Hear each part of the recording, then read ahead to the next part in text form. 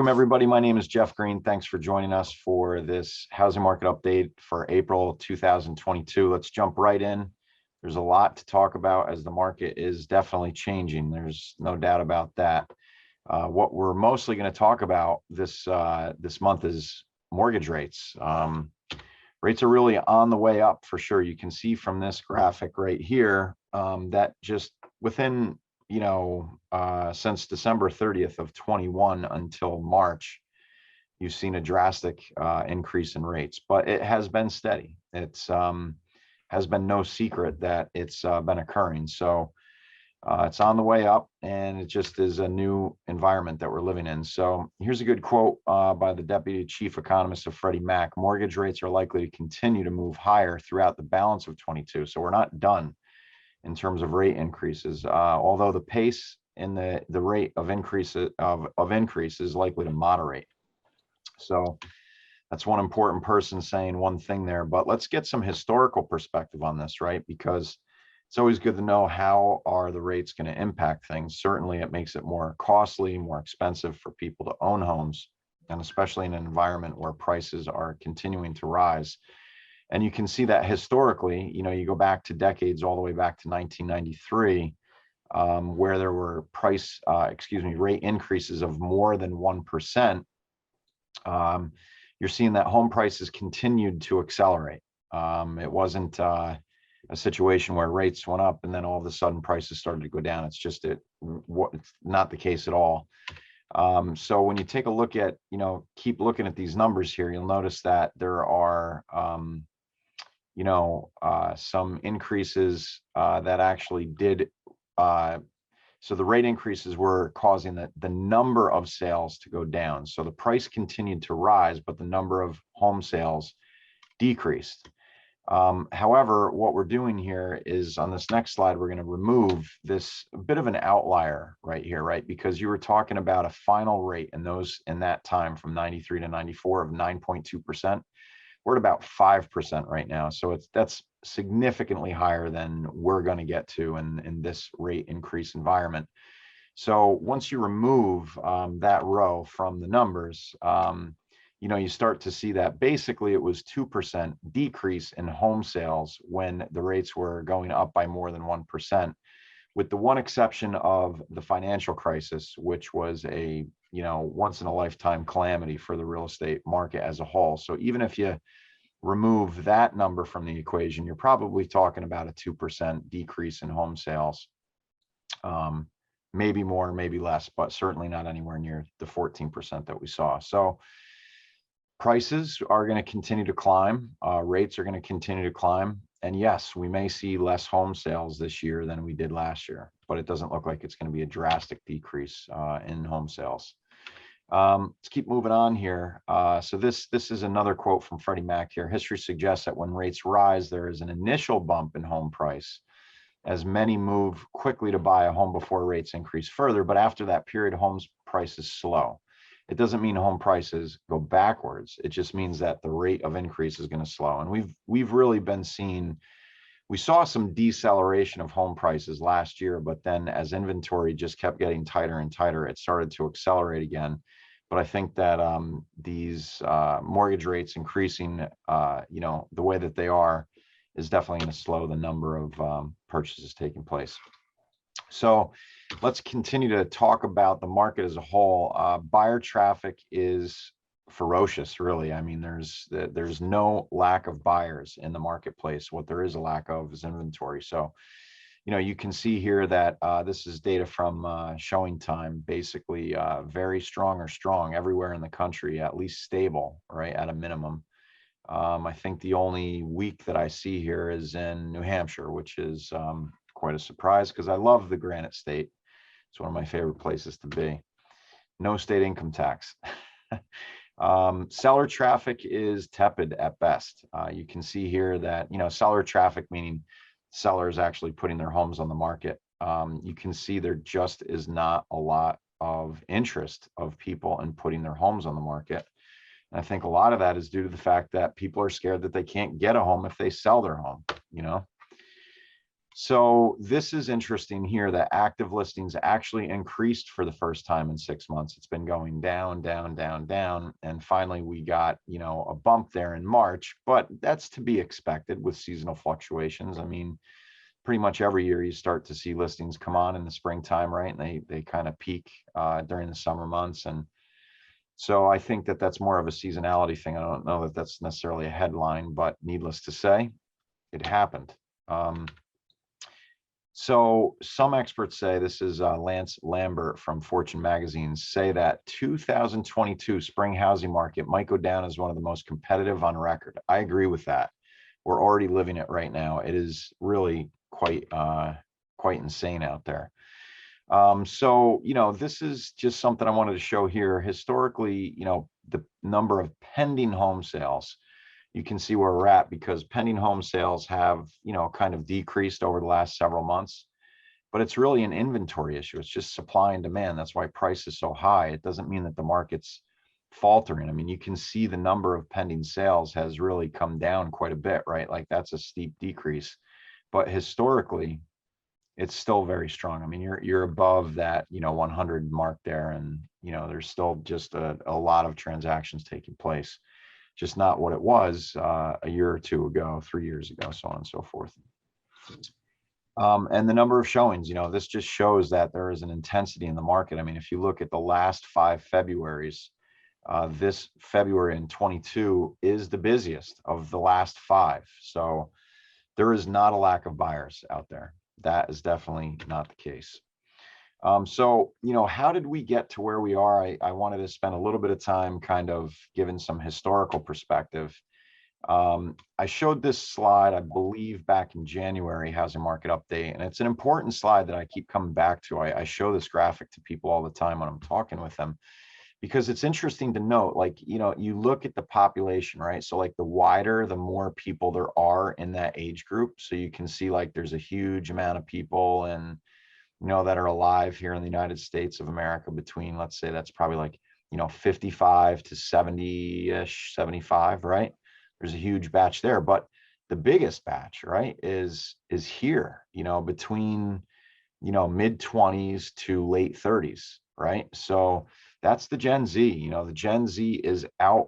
They are looking to buy homes. They've been bottled up through the pandemic. They've been, living at home longer than normal because of the previous, housing market crisis that took place. And they are hungry right now to buy homes. And that is really, one of the factors that's really causing this crunch that we have.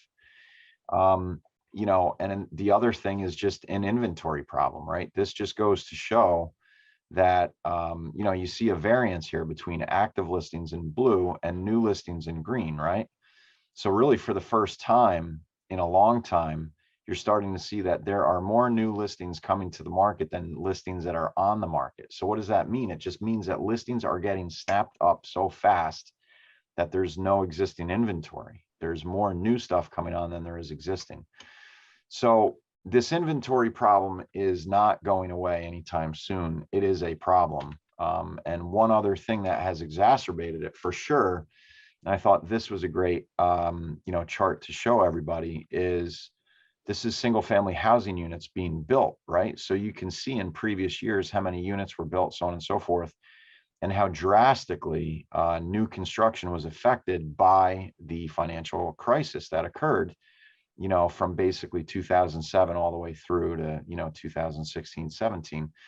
It just took a long time for builders to regain the confidence to get back out there and, start the home building process all over again. And I think the other thing to keep in mind is as time goes on and as municipalities, beef up their laws and rules and regulations, it's only getting harder to build as time goes on. Anybody who's done any sort of development would agree with that. It's not easier to build today than it was 20 years ago. It's just not. It's harder to get approvals on land to subdivide and to build homes and to get those homes through the building departments and this, that, the other thing, right? So it's a problem. We just haven't been building enough homes, and you can see, I mean, this is a huge variance. So all of these things, right? The Gen Z coming onto the market, the lack of inventory because of COVID and this, that, the other thing, and the lack of new construction has really led us to this point.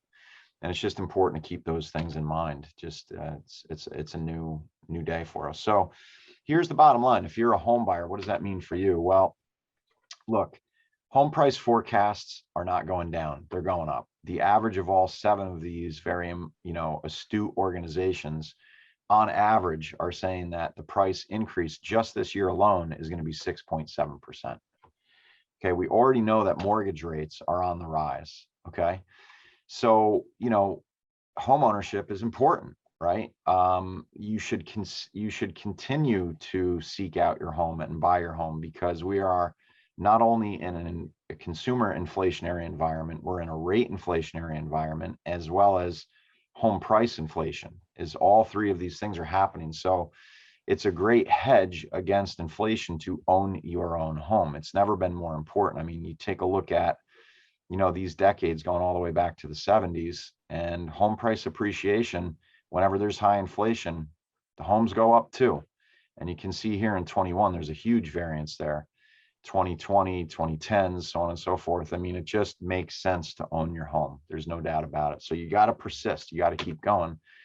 And take a look at this last graphic that we have here, which is, if you don't get in and you don't, continue the dream of home ownership, you're going to miss out. If on average a $360,000 house is projected to increase up to 456, that's almost 100 grand, of equity in the bank for you that you'll miss out on in the next 5 years alone. So despite the fact that there are many challenges, you have to persist if you're a home buyer. There's no doubt about it. I like to show everybody just the raw numbers each month as part of the housing market update, because it's always good just to see on a graph, like, where we were in previous years. So you can see the existing home sales, right? Which to me, this is the most important graphic of all. Home sales are down from where they were last year, right? 21, you can see it was a little bit higher in January and February. And again, it's an inventory problem, right? If you think back to the slides that we saw, showing traffic has never been higher, but yet there's less transactions taking place, and it's simply an inventory issue. And all of these show that is true. Home prices, look at this. I mean, they just continue to skyrocket here, right? And there's been great variances from year to year to year, but this is the largest variance in the first 2 months of the year, going all the way back to 2018. So prices are not going backwards. And look at this number. This is the month's supply of inventory. It's below 2 months, in January and February, for goodness sake. So, it's tight. There's no doubt about it. It is a very tight marketplace right now. So let's check in with a couple of people that I have here with me, Michael Giannetto and Vikki Garby. Thanks for joining me, Vikki and Mike. Appreciate it. Good morning. Thanks for having me. Yeah, you got it. Vikki, we'll start with you. And then Mike, we'll kind of come back over to the mortgage front. I mean, you're seeing intensity out there, Vikki, right? Yeah, absolutely. I just hung up with a buyer who's now going to enter the market. And we just, the talks revolve around being ready to make a decision very quickly if you see something you love. There's no, buyers don't have a week to think about something anymore. They have to be ready to submit an offer. Mike, you can add to this, but I think like most lenders or many lenders are trying to even get loan commitments ready, where we used to go in with pre-approvals. Now lenders are offering loan commitments before you even pick a house. Mm-hmm. They're contingent on certain things, but just to give your buyer the best advantage and have, go in with best foot forward to compete, because you're just assuming you're going to be competing in bidding wars. Yeah. So the story that I just told is true from somebody who's, got boots on the ground, actually doing this for a living at a high level. And, I think, Mike, coming over to the rate situation, I think that, it might actually be a good thing that rates are rising, because it might loosen things up. I mean, I know that home affordability is a real issue right now, because obviously it's more expensive to own a home as rates go up. But at the end of the day, if you're a buyer, just being able to get a home probably is the most important thing, right? Even if you have to pay a little bit more for it on a monthly basis, just being able to get it. So if, the increasing mortgage rates kind of thin out the herd a little bit, that might not be the worst thing for people that really need a home, So look, you presented a ton of information there, right? Mhm. It's a lot of good information that we can dissect in 8 different ways. Sure. The rising interest rate environment is eroding that purchasing power for some people, right? But others, it doesn't matter, right? People will always buy, right? So historically, right, I'm doing this 24 years. I've seen these cycles before. Mhm. It doesn't matter what the rates are, people will still buy. And as long as they're informed about what their payments are and they have the tolerance within their budget, they're still going to buy that house. Mhm. And that's really what it comes down to. So, the lack of inventory is obviously causing an issue with that. But as Vikki said, it's so competitive, right? They have to be ready. They have to be informed of what they're looking at as far as payments. Mhm. Because there's people that I'm tackling, like myself. I'm tackling people that I've pre-approved a couple of months ago, and where even 3 months ago, where the rate was 2% lower, Mhm. right? So that difference in payment, right, has to be communicated to them because they may still be out with that same pre-approval and looking for homes, not knowing that their payment's going to be $400 higher. Right. So it's these conversations that we have to make sure they're informed.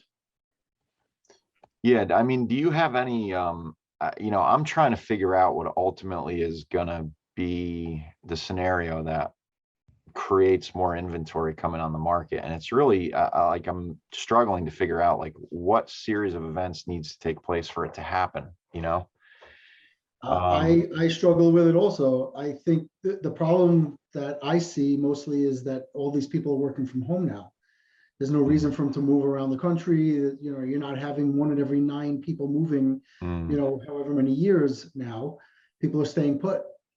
And the older generation, they have nowhere to go because even if they sell, they're buying at these high amounts. They have nowhere to go to live comfortably. So they have to stay put. Yeah. Yeah. It's, as I've traveled and, speak with people from different places, I know that, places like Germany actually have housing shortages just all the time. It's just a perpetual problem over there. There's just not enough homes for people to live in. So it's a real issue. And, it's hard to believe, right? With all that we have, all the resources that we have in this country and all the land and this, that, the other thing, that would be an issue for us. But, it seems like it's really happening, like it's just, there's not Well, you enough mentioned homes. about new construction, right? We haven't been building enough housing units for over 10 years, Right. right? For almost 14 years. We have a shortage of the new housing units. And now with the cost of the land, the cost of infrastructure and building itself, it's almost impossible for these builders to get in there and make affordable housing, Right. build it that people can afford it. Right. It's an overall problem. Yeah. Yeah, it is. It's, yeah, I mean, when you put together, lumber prices, supply chain issues, mortgage rates, right to build process, the complexities of that, all these inflationary things, it's tough. It's going to be interesting to see how this thing pans out. But needless to say, if you're a buyer and you don't own a home, you got to persist somehow, some way. Like, you just got to keep going with it, and really find yourself a great mortgage banker and a great realtor, because those are the 2 keys to the kingdom, so to speak. You got to have those. You can't get it without a mortgage unless you have cash. God bless you if you do. But otherwise, you need a good mortgage banker like Michael Giannetto. All right. Yeah, just to hit on what Vikki was saying is, yeah, we're pre-approving people with running them through our automated systems, and we are also have this fast track approval that we can get a commitment on people without an address and get that approval and be able to present it so that their offer is stronger, going in. Cool. All right. Any last minute thoughts here, Mike? Again, people will still buy. It doesn't matter what rates are. So as long as the buyers are ready and ready to jump on that offer to put in, then it'll keep us busy and Vikki running around. Yeah, exactly. All right, Vikki, you have anything else you want to add? No, not really. I mean, I think just it's important for people to keep perspective in mind that even though rates are going up, they're still, reasonable compared to historical rates, and even though, yes, Mike, that sounds scary when you said 2% difference in rates from a couple of months ago is $400, a month. But when you do break it down in payments, it can be still affordable to own a home, and it's still good investment. So. Yeah, totally. And that's a good point. Historically, the rates at its current level is extremely reasonable, just we came out of this unbelievable time period where rates have never been lower. So it's hard I to, think that's part of it. The sticker shock is part of it. yeah, Where people were reading for a couple of years with rates in the twos, people were seeing this information, and now it's the sticker shock of seeing 5%. yeah, And all of a sudden it's, the sky is falling, but it really shouldn't be like that, right? yeah, It's still cheap money overall. It's cheaper than it was, years ago. And, people should still be jumping into the market. yeah. And if rates take a big decline in 2 years or a year or whenever it is, you can refi, and it's like, people just shouldn't worry too much about it. It's like if you don't own a home and you have to pay a little bit more money right now, it's worth doing. It's important to own your home. So, all right, guys, thanks for being here. Good job. Thank Thank you. you. Talk to you next month. See ya. Have a good one.